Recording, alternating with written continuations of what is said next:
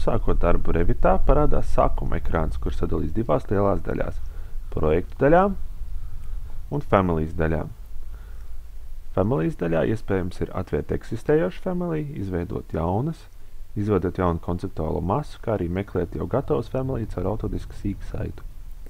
Projektu daļā iespējams atvērt eksistējošu projektu, izveidot jaunu projektu, kā arī izvēlēties vienu no pieejamiem templatiem, uz kuru bāzes taisīt jaunu projektu. Izvēloties jaunu projektu opciju, iespējams izvēlēties arī jau pieejamos templētus vai arī izveidot jaunu projektu templētu. Šajos logos rādās projekti, ar kuriem pēdējiem tiks strādāt. Atverot kādu no eksistējušiem projektām, parādās galvenais Revit darba loks.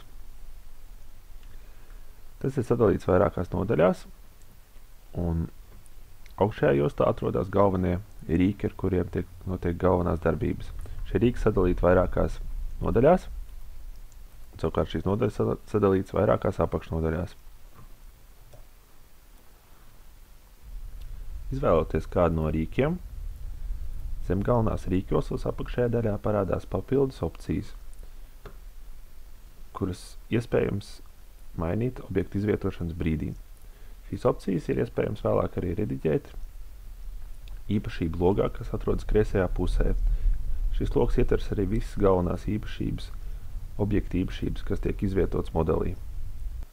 Zem īpašību loga atrodas skatu logs, kurā ir ietverti visi no modeļa izveidotie skati.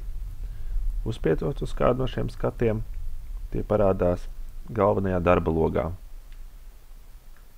Galvenajā skatu logā iespējams atvērt vairākus skatus,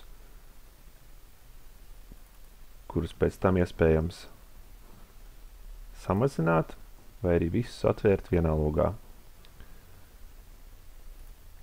Zem šiem skatiem apakšējā daļā atrodas skatu vizuālā noformējuma īpašības, kur iespējams mainīt skatu detalizāciju, kā arī citas vizuālās īpašības.